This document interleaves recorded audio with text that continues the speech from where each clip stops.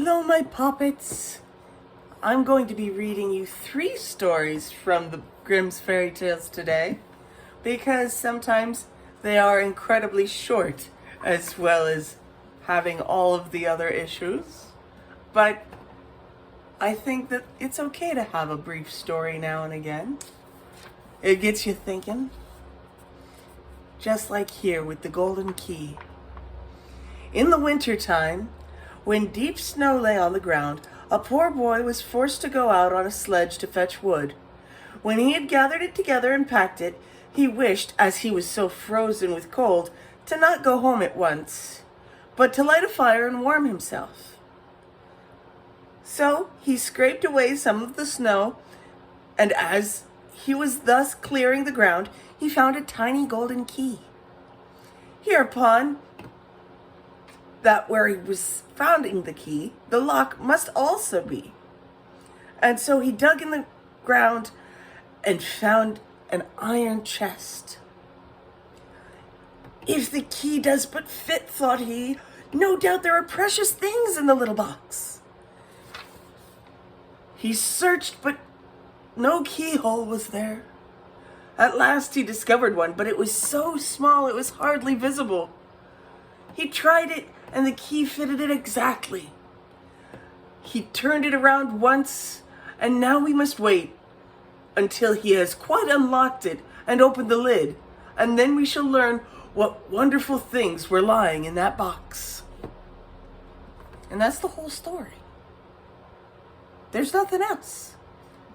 Maybe there's like a follow-up story somewhere along our tone, but we're gonna have to wait before we find it, because I don't know. But it's always fun to guess what might be in the box. The next story is Sharing Joy and Sorrow. There was once a tailor who was a quarrelsome fellow, and his wife, who was good, industrious, and pious, never could please him. Whatever she did, he was not satisfied, but grumbled and scolded and knocked her about and beat her.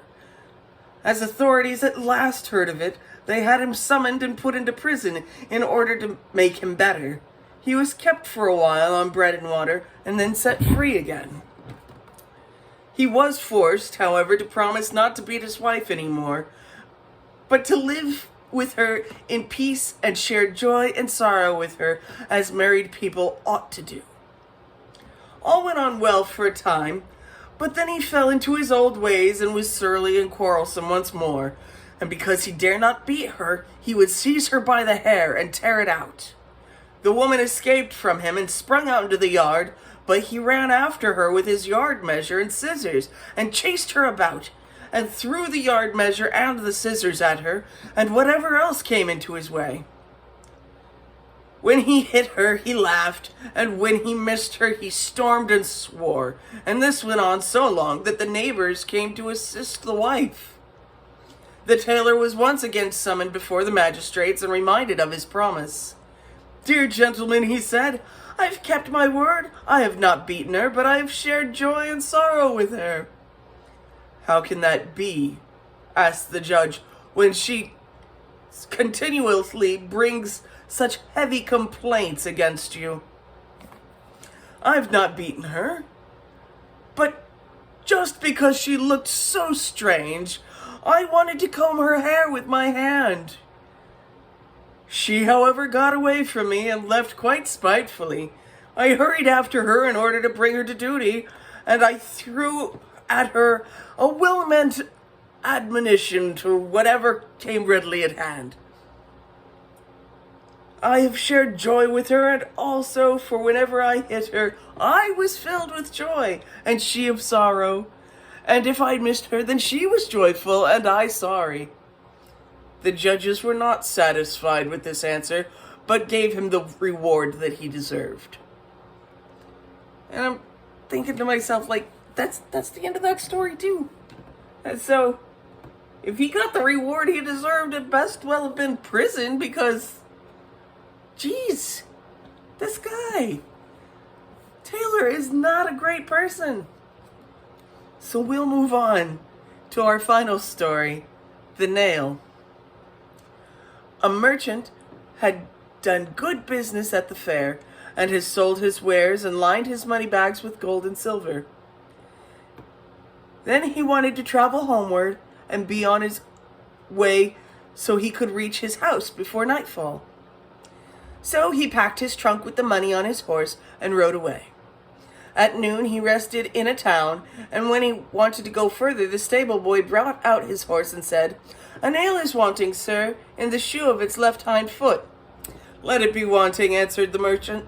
"The shoe will certainly stay on for 6 miles I have still to go. I'm in a hurry." In the afternoon, when he once more alighted and had his horse fed, the stable boy went into the room and said to him, "Sir, a shoe is missing from your horse's left hind foot.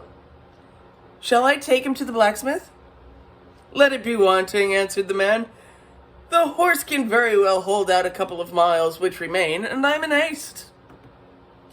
He rode forth, but before long the horse began to limp, and it had not limped long before it began to stumble, and it had not stumbled long before it fell down and broke its leg. The merchant was forced to leave the horse where it was, and unbuckle the trunk, take it on his back, and go home on foot. And there he did not arrive until quite late at night. "And that unlucky nail," he said to himself, "has caused all this disaster." Make haste slowly. So, at least you can see here that even though we have a handful of stories that we're not always supposed to laud the main character as a protagonist, sometimes they are cruel and stubborn and really should just get about oh my goodness, these people. But I think there's a certain value also in having plenty of stories about that aren't always going to show the best light on all the folks. And there's lots going on right now even. Like nobody's watching the House of Dragons or whatever it is these days and thinking that you should go ahead and follow the example of the main characters in that. So I think it's okay to see that humans have remained, well, at least consistently human throughout their entire existence, eh? No matter how many hundreds of years pass, we have all kinds of things that we ought to acknowledge and work on. So, I hope that even though these stories were brief today, you have a wonderful evening and a Happy New Year.